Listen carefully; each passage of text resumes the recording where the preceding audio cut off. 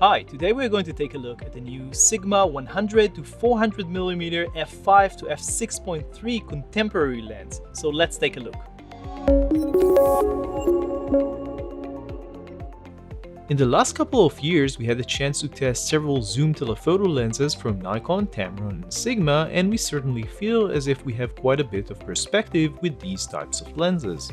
The lens that we are reviewing today is the latest zoom telephoto offering from Sigma, and to be entirely honest, when it was first announced earlier in 2017, we thought that this is quite a redundant lens with the existing 100 to 600mm contemporary and sports variants. However, as we shall see in this review, after using this lens for a couple of weeks, we feel very differently. So let's start with build quality.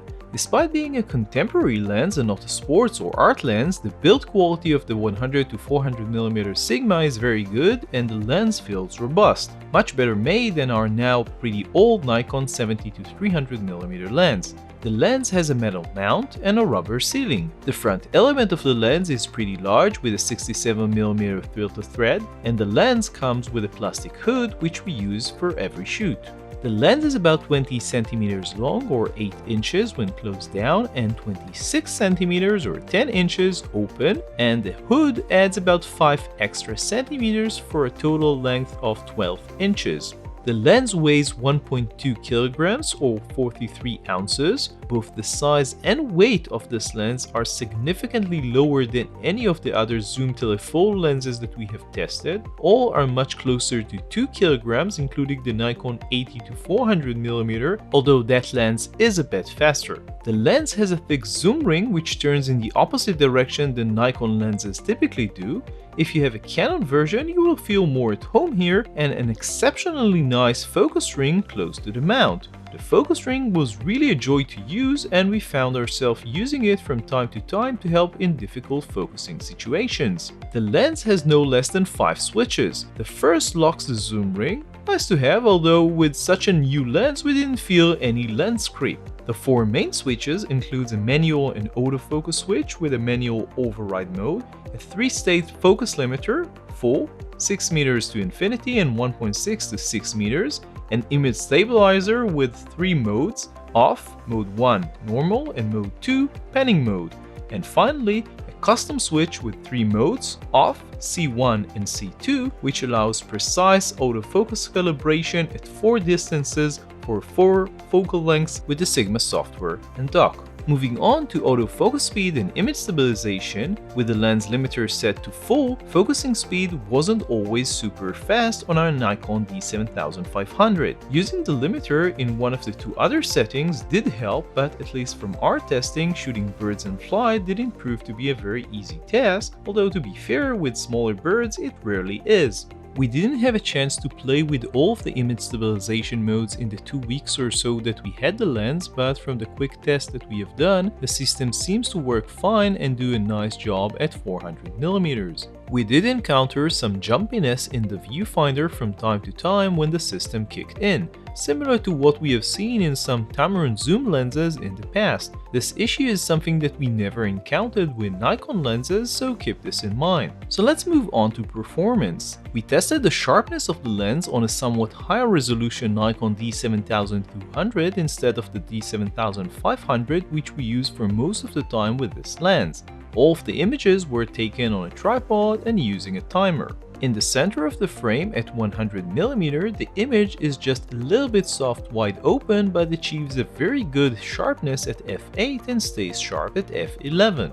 Interestingly, on the sides of the frame, sharpness is good wide open and gets just a tiny bit better at f8 and 100mm. Very impressive performance, just keep in mind that we are talking about a crop camera.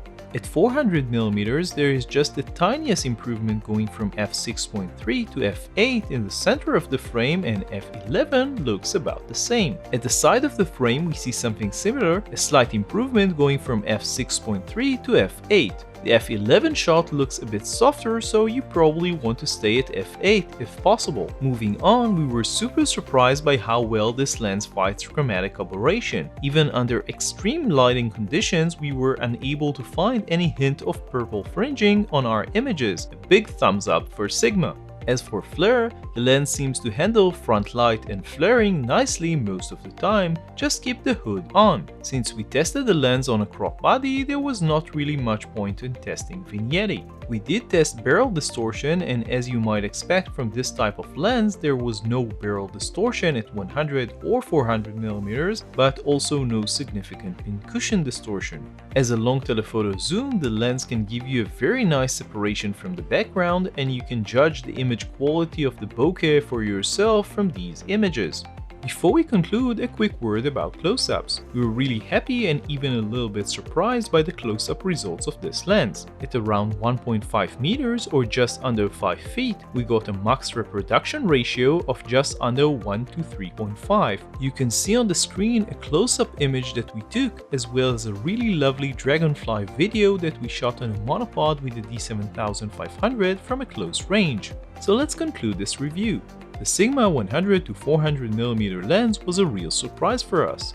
We came into this review feeling that this lens might be completely redundant given the existence of the longer and not much more expensive 150 to 600mm Sigma, and for that matter the equivalent Tamron lenses. But after working with the lens, we can say that there is certainly a room for this lens as well. Sigma created a fairly compact and more importantly light telephoto zoom lens, which is almost half the weight of its longer contemporary sister and close to a third of the weight of the sports version.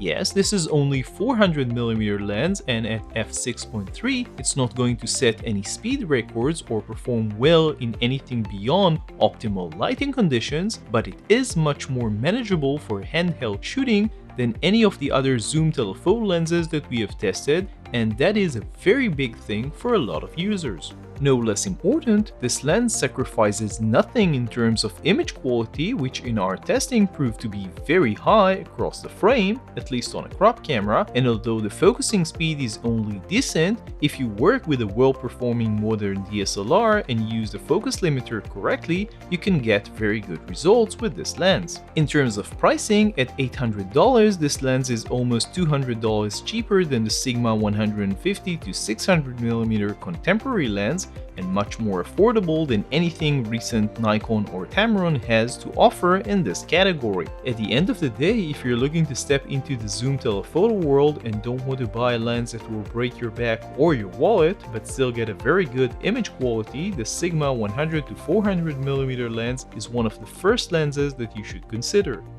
So that was our look at the new Sigma 100 to 400mm contemporary lens. You can read the full review with all of our test results on LensVid.com. Don't forget to subscribe to our YouTube channel where you can find more videos like this. See you next time.